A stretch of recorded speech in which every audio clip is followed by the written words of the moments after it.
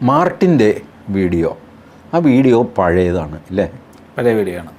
എന്നിറങ്ങിയതാണെന്ന് എനിക്കറിഞ്ഞുകൂടാ, പക്ഷേ ട്രയലിന് മുമ്പ് ഇറങ്ങിയ വീഡിയോ ആണ്. കാരണം ആ വീഡിയോയിൽ ചോദ്യകർത്താവ് ചോദിക്കുന്നു, ഇത് കോടതിയിൽ പറയുമല്ലോ. പിന്നെ ഞാനത് കോടതിയിൽ പറയുന്നു. വാസ്തവത്തിൽ മാർട്ടിൻ ഇതൊന്നും കോടതിയിൽ പറഞ്ഞിട്ടില്ല. ഇങ്ങനൊരു സംഭവം നടന്നിട്ടില്ല എന്ന് മാർട്ടിൻ കോടതിയിൽ പറയണ്ടേ? ഞാൻ നിരപരാധിയാണ്, ഇങ്ങനൊരു സംഭവം എൻ്റെ വണ്ടിയിൽ നടന്നിട്ടില്ല, ഞാനാണ് വണ്ടി ഓടിച്ചത്, ഇതുണ്ടായിട്ടില്ല എന്ന് വാദിക്കണ്ടേ? വാദിച്ചില്ല. വാദിച്ചിട്ട് കോടതി അത് തള്ളിക്കളഞ്ഞാൽ എനിക്ക് മനസ്സിലാവും. You are not successful, you attempted but you could not succeed. ഇതങ്ങനെയല്ല, വാദിച്ചിട്ടേ ഇല്ല.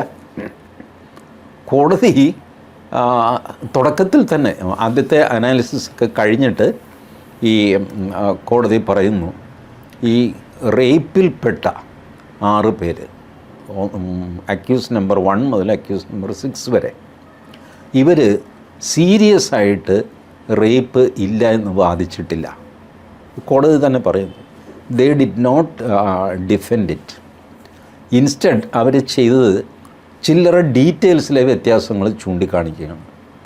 പാൻറ്റിന് സിബുണ്ടായിരുന്നോ, അണ്ടർ ഗാർമെൻസിൻ്റെ നിറം വെള്ളയും നീലയും വരെയായിരുന്നോ, അതോ അതിന് ബ്ലാക്ക് കലർന്നിരുന്നു, ഇങ്ങനെയൊക്കെയുള്ള ട്രിവിയലായ കാര്യങ്ങൾ.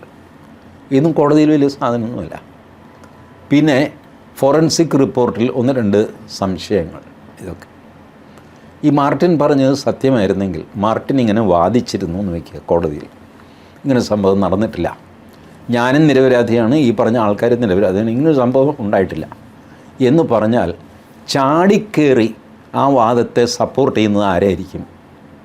ദിലീപിൻ്റെ വക്കീലായിരിക്കും. ദിലീപിൻ്റെ വക്കീൽ രാമൻപിള്ള സാറാണ്. രാമൻപിള്ള സാറിൻ്റെ എമിനൻസിനെ പറ്റി ആർക്കും തർക്കമില്ല. കിട്ടിയ അവസരം രാമൻപിള്ള സാർ കളയുക. കാരണം ഈ റേപ്പേ നടന്നിട്ടില്ലെങ്കിൽ പിന്നെ ഗൂഢാലോചനയില്ല, ഒരു ചുക്കുമില്ല.